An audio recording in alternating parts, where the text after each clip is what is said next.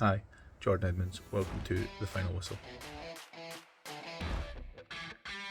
Hello and welcome back to the final whistle, brought to you by the Rugby Connection podcast. Well, it has been a while since we've been doing interviews, but we've all been busy.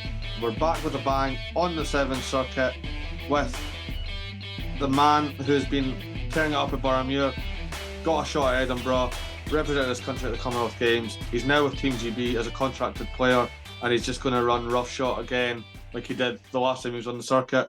It's Jordan Edmunds. Jordan, thank you so much for coming on. How are you getting on, mate? Yeah, good. Thanks. Thanks for the introduction. Sounds quite good when you put it like that. It does, yeah, it does. Absolutely.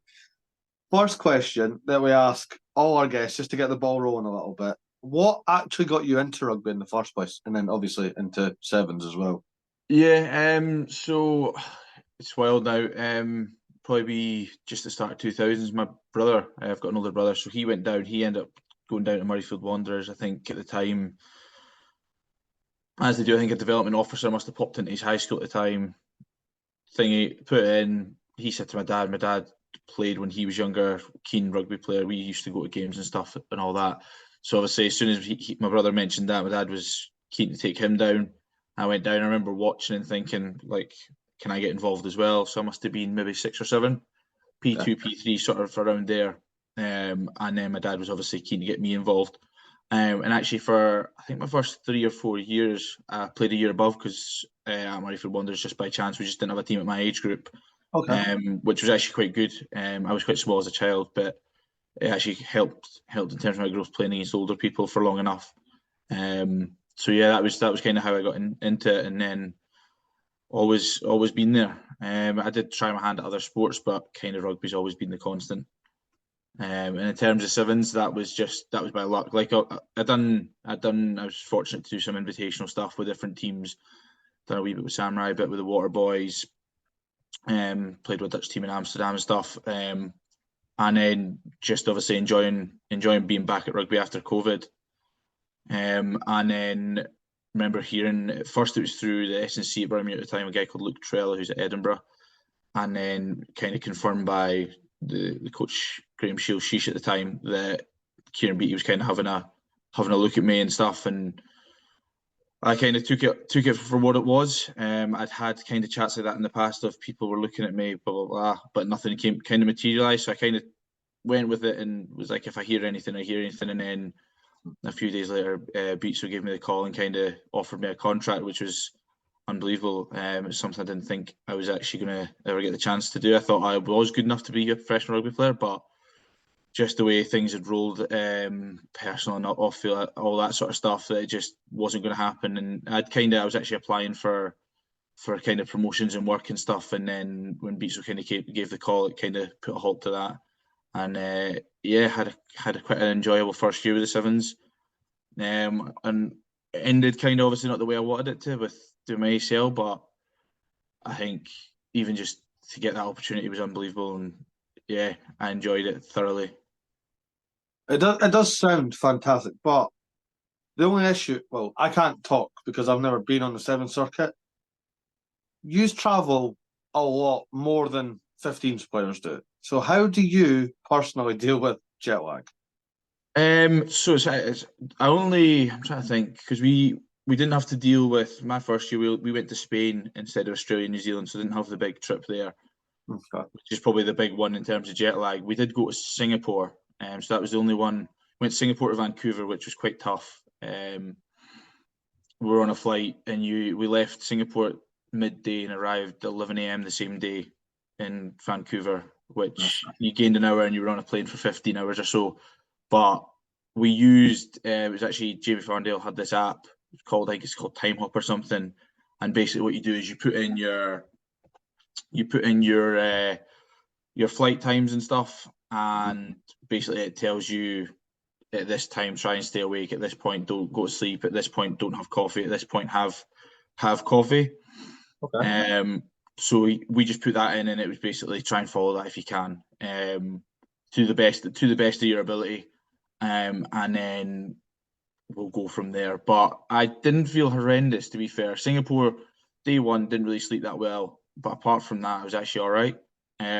So far, touch wood, I've not had too many issues with jet lag, but we'll see, because obviously Australia's January, so that'll be the big one in terms of trying to get over it. Just don't drink coffee. Fall asleep at that time. There you go. Just it worked. It seemed to work for Singapore, so I'm hoping that it's annoying because you only get one free trial. So I'm hoping one of the boys hasn't used it yet. So when it comes to Australia, we can get those. You can get the free trial and get it in there. But that's kind of, you get your whole jet lag protocols, but that's kind of the best thing to do is, try and minimize phone time at this time and try and almost get yourself onto their time as quick as possible. Seems to be the way to go. Easier said than done, though. However, it sounds very easy. Just stick to that routine. But I'm like, yeah, but on a flight you get distracted very easy, and trying to sleep on a flight.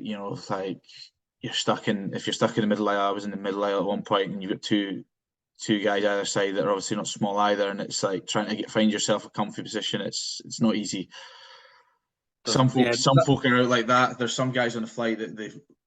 Harvey, for example, Harvey was next to me, and he was just pretty much out the whole flight, which is quite impressive. But if that's how it works, it works. That's it. Don't think there's any right or wrong answer to the whole jet lag thing. I think it's a personal thing. Just as long as you're fine by the weekend, I think it's all good. Pretty much. Out of all the places you've been to on the Sevens circuit, where is your favourite Sevens city or host? Oh, I've been to Hong Kong with the tens. Okay. But it's a toss up between there and Vancouver. Vancouver was pretty cool. Just for the way the city is and obviously the stadium. Hong Kong, it's Hong Kong. I think it speaks for itself, Hong Kong. So I think it's a toss up between those two. Okay. I'd absolutely love to do the Sevens. Fingers crossed when it comes round, I'm picked for that, because that's always been on the bucket list, and being in the stands at the tens, it's a mad atmosphere being in that south stand. So to be on the pitch and to be a part of it would be pretty cool. So yeah, it'd be a toss up in terms of Hong Kong. Probably Hong Kong and Vancouver at the minute. Okay. But now, get back to me on that potentially at the end of the year. No worries. Out of all the so obviously the Sevens circuit's now up and running. They've announced where they're going for the calendar year. Is there any place that they haven't announced that you would love to see get the Sevens? Oh, so that's an interesting one. I think losing London's a pretty tough one, because London was unbelievable in terms of, especially because it was still kind of COVID that season.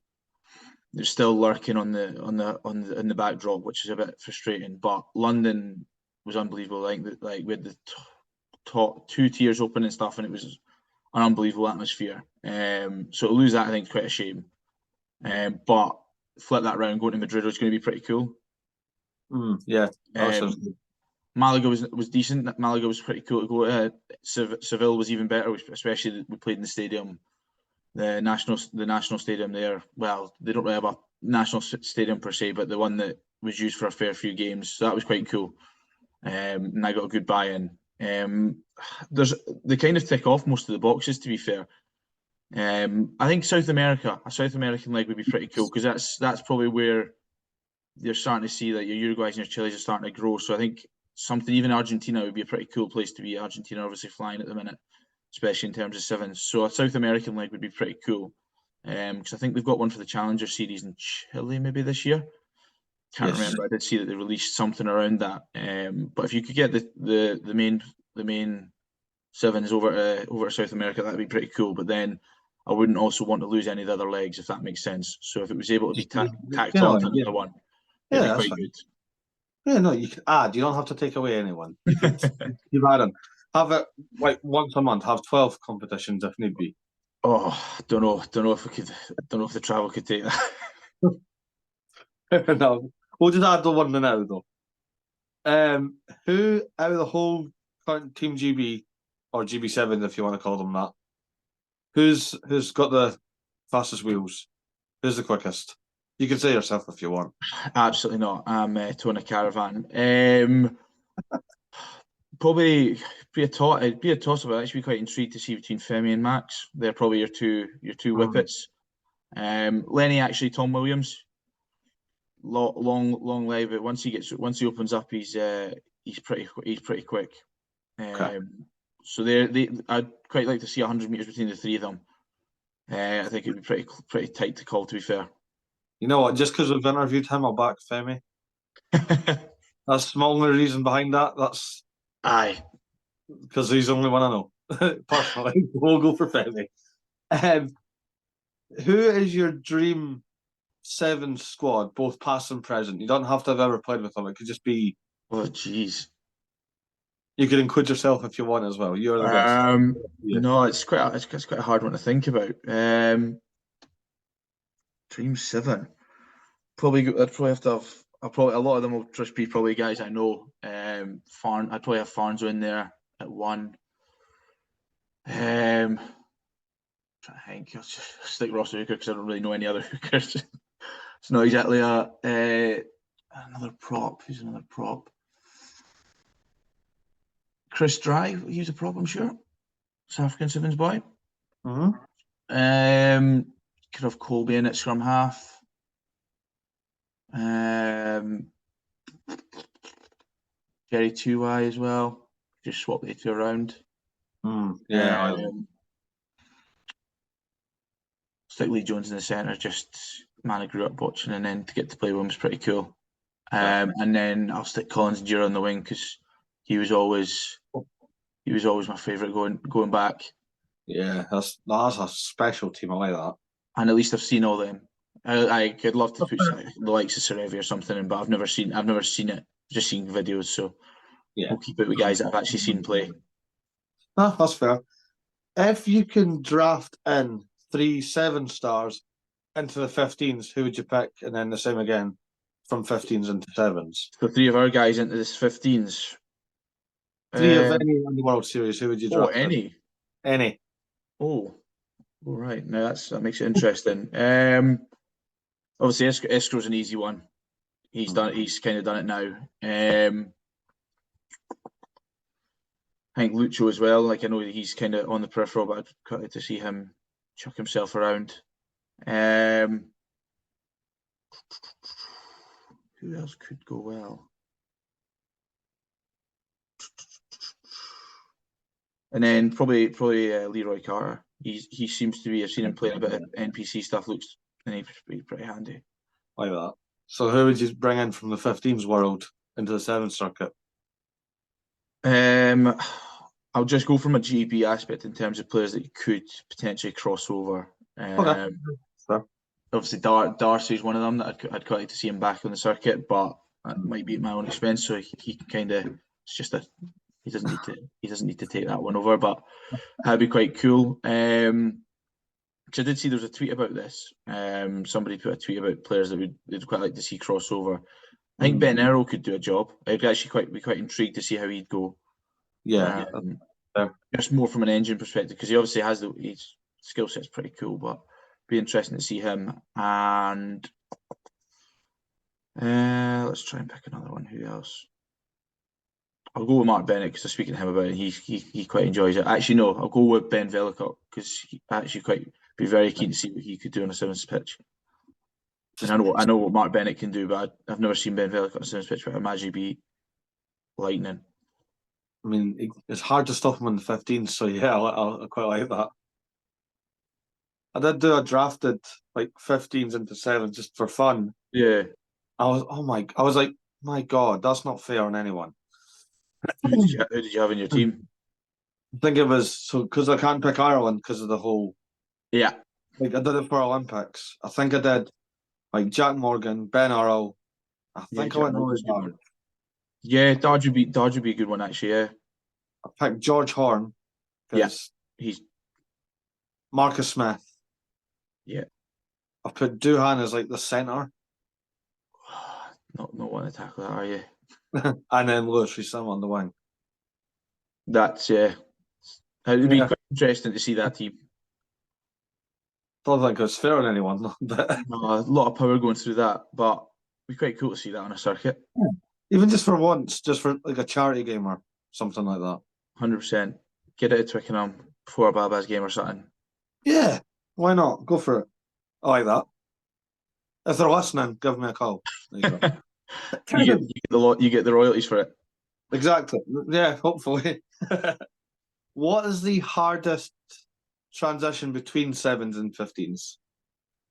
I think it's just the repeated efforts. Like you can run a 60-meter effort, get tackled, you're back up, and then you potentially having to run 60 meters back the other way.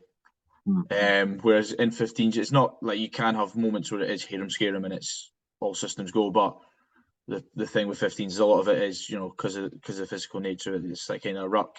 You've got a bit of time to kind of get your breath back and whatnot. Whereas 7s, it's just all go. So that's probably the hardest. Is the kind of constant tackle up or carry up back again, and you're kind of that repeat effort. Fair enough. I mean, I'm rubbish at 7s. I think I got asked to do it once, and I was just like, "Go and take me off. This is hell. I can't keep doing this." What 7s was that? I want to say the house 7s. I've played that a couple of times. It's quite good. It's good if you're good at 7s, yeah. It's not Enjoyable.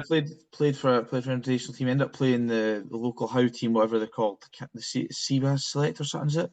Oh yeah, Seabass Select. I think that's. It's not George Horn's team, I believe.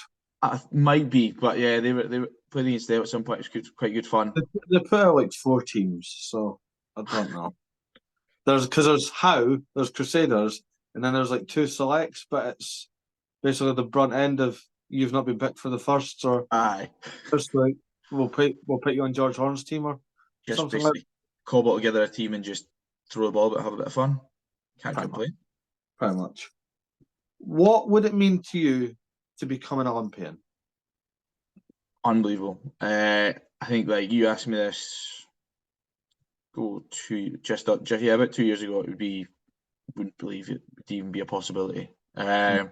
Even just being a professional player wouldn't be a possibility. Like just before that kind of call with beat, so wasn't a possibility. Kind of thought that opportunity was gone. So it would mean everything. I've kind of I've ticked off Commonwealth Games, which is pretty cool.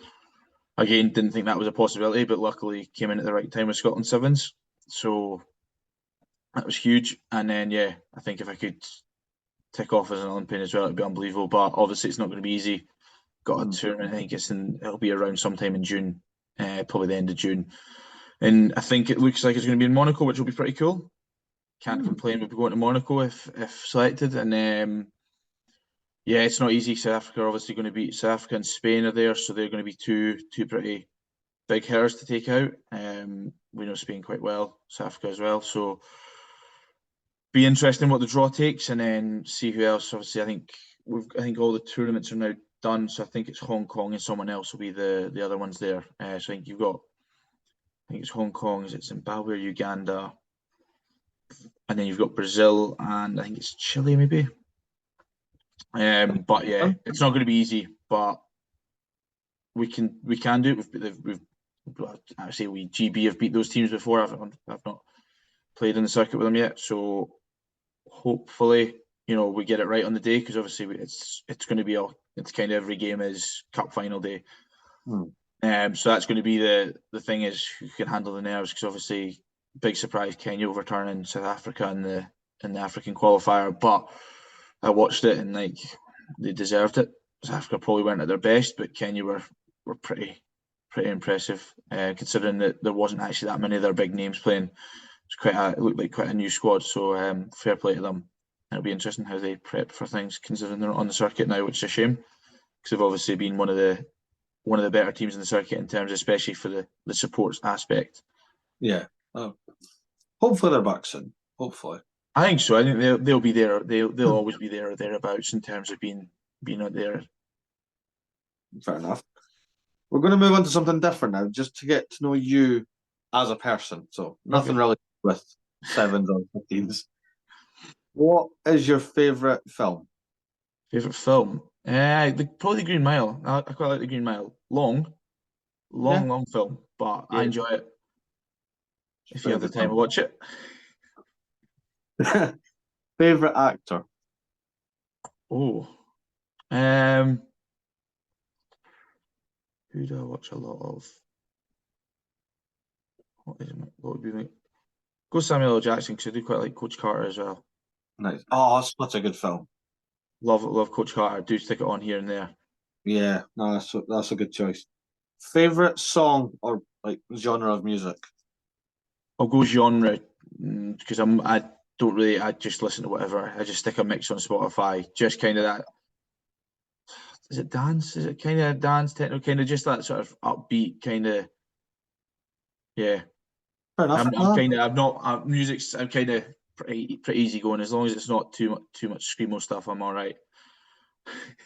That's a good choice. Pretty much is my music taste. Yeah. Your go-to food cuisine, like style of food? Oh, probably Italian. I do quite like it. I used to love having a carbonara routinely before most things. Fair enough. Good choice. What is your go-to pizza topping? Or if we're going just, I think it probably pepperoni, but I'd quite like chicken as well. Okay. Do But both. Hawaiian's definitely not allowed. You read my mind. That was the next question. Does pineapple belong on pizza? Nope. Good. Absolutely not. Good lad. Like that. Finally, somebody said no. You'd be amazed how many people say yeah. No, it's not for me. Yeah. Your dream holiday destination? Probably somewhere in the Caribbean, like Maldives or something like that. It's something nice, warm, chilled. Yeah. Your go-to post-match drink, and I don't mean water or protein shakes. Just usually something fizzy, like quite like something like Coke, Iron Brew, anything. Just like post game makes me usually feel a bit nicer, and then potentially might have a beer or something. But first thing's usually something like a Coke or that. Just I don't know what it is. It's nice to have after a game. Okay. I am going to move the goalpost a little bit though. So, what's your go-to social drink? You're out on the town with the lads. Oh, it depends on my mood. Like, depends. Sometimes I'll have a Guinness. Guinness is always a nice easy one. Or like if it's in a pub, tenants can be quite nice. To be fair, if I'm going a lager, that'll usually be how I start. Oh, how are you finishing? Oh, go for like a rum and apple or something. Got to love a rum and apple. Okay. You on? Yeah, so that's always a lovely one. Once you're done with pints and it's all a bit too much, rum and apple, nice and smooth. Might have to try that. I like the sound of that. Oh, it's unbelievable. Any hobbies away from rugby? Not overly. I try my hand at golf and whatnot, but I try to find time to do that. And actually, I'm not very good at it. In fact, I'm terrible at it. But I do quite like that. I enjoy gaming when I can. Again, limited time for it, but I do quite like playing games as well. Any go-to games? Oh, like just the kind of Call of Duty, Football Manager, bit of FIFA or EAFC as it's now called. Yeah. But yeah. I forgot what I said there. If you could be any animal from the animal kingdom, what would you be and why? That's a bizarre one. Bizarre when you think about it. Probably a lion, just top of the tree in it. Like, good choice. You're not got too many things breathing down your neck, so yeah. True. Cats or dogs? Dogs. No, I'm not adverse to cats, but I prefer dogs are cuddlier. It's a good point. They give you more. Cats are a bit more. They'll come if they're arsed. Yeah, that's a good point. What is your go-to dessert? Sticky toffee pudding. With custard or with ice cream? Depends. Either or. Depends on the mood I'm in, but I would have it both ways. Fair enough. Final question for you today, Jordan. One thing you'd like to be remembered for? That is an interesting. Probably being a good. I don't know, because that's. I was going to say being a good father, but that's more a family and personal thing. Probably just genuinely for, being a decent bloke and whatnot. Fair. Want to be remembered for the right reasons and not anything. Yeah, that's good. Good answer. Well, just like that, the book has been shut because you've absolutely smashed it. No, thank you. It's all right. All the best for the upcoming 7 years. I know you're not going to Dubai, which is a poor decision, but it's all good. No, all the best. Hopefully we see you at the Olympics, chasing the gold. Absolutely. Just keep carving up, and if not, come back to Edinburgh and just carve it up there. It's all good. It works either way. That's the hope. Bit of dual season, but yeah, we'll see what happens. There we go. We know with the way the bounce of the ball goes, it changes at any moment in time. So we'll just have to wait and see what happens. I like that. We'll leave it on that. This has been the final whistle with Jordan Edmunds. We'll see you next time.